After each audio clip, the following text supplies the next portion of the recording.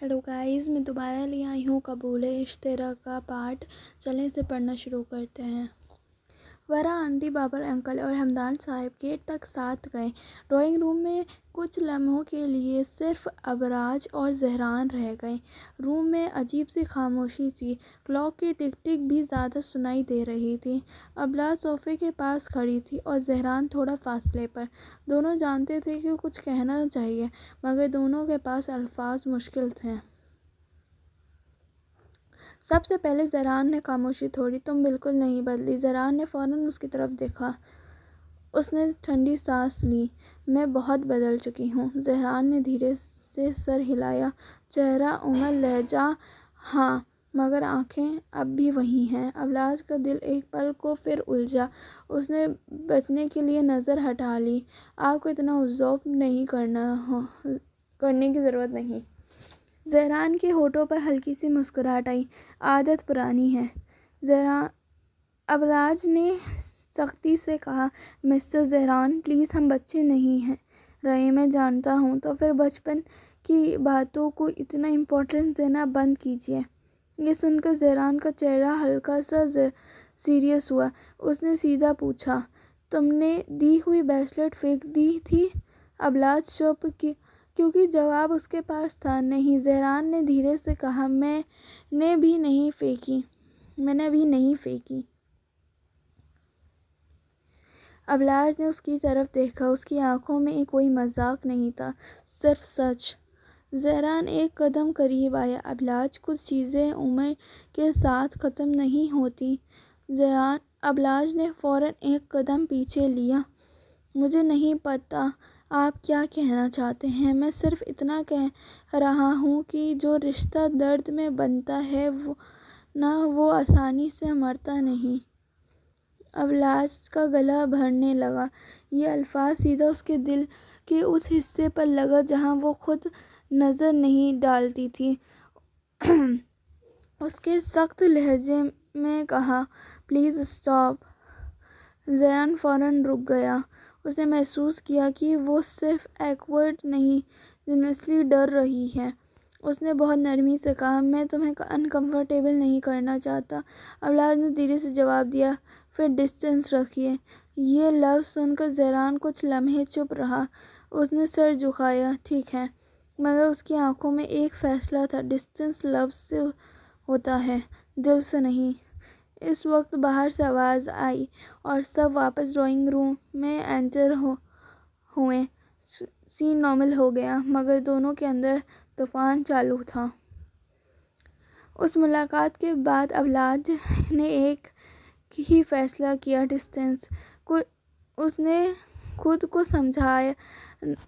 समझाया कि ज़हरान का वापस आना सिर्फ एक पुरानी याद है और पुरानी यादों को ज़िंदा रखना ख़तरनाक होता है।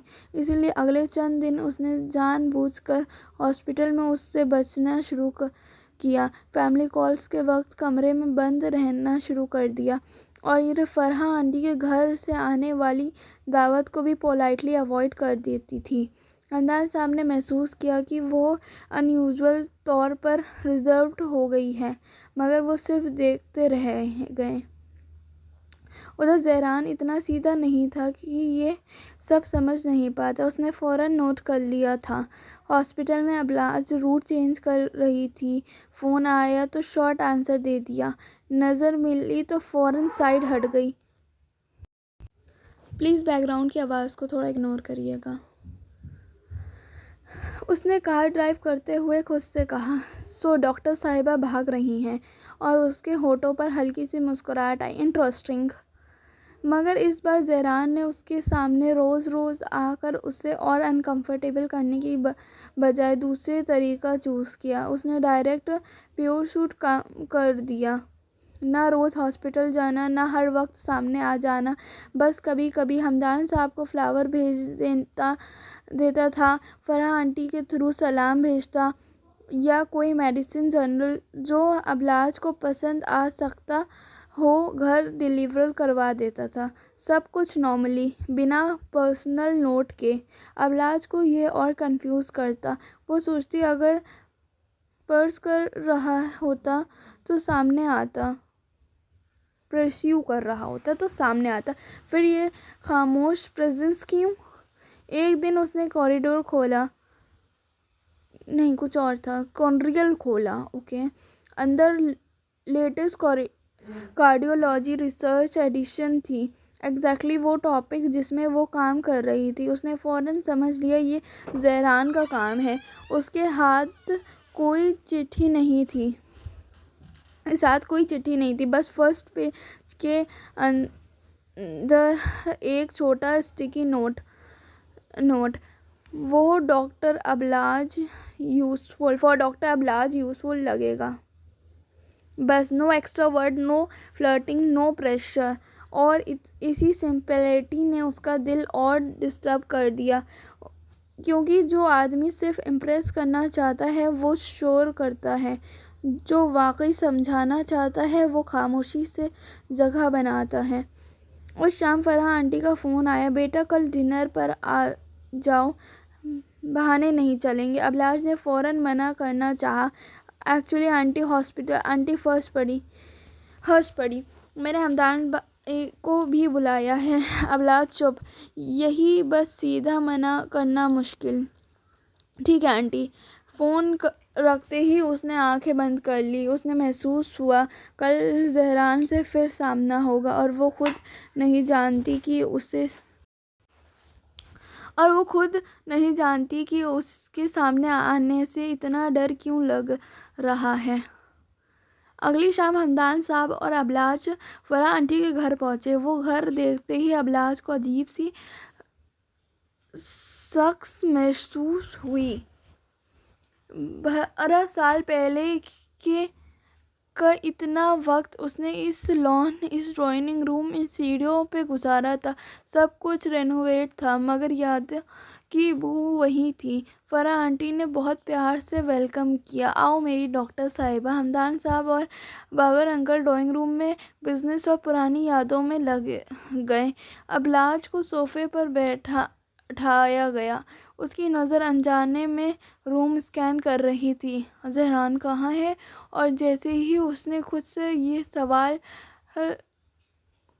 پکڑا وہ اریٹیٹ ہو گئی. مجھے کیا فرق پڑتا تھا. اسی وقت سیڑھیوں سے ہیل کی آواز آئی. ایک اسٹائلش ماڈرن کپڑوں میں لمبی سی لڑکی نیچے اتری. Bright smile, confident attitude. Hi aunty. Farah aunty نے مسکرا کر کہا. Welcome welcome. مہر نے سب کو سلام کیا اور پھر یوزولی انداز میں پوچھا، زہران ابھی تک ریڈی نہیں ہوا؟ ابلاج کے دل ایک پل کو اٹکا. ریڈی؟ یعنی وہ دونوں کلوز ہیں؟ فرح آنٹی نے ہنس کر کہا. تم تو جانتی ہو اسے. مہران ہنس پڑی اور سیدھا ابلاج کے پاس صوفے پر بیٹھ گئی. Hi, you must be doctor Ablaj. I have heard a lot about you.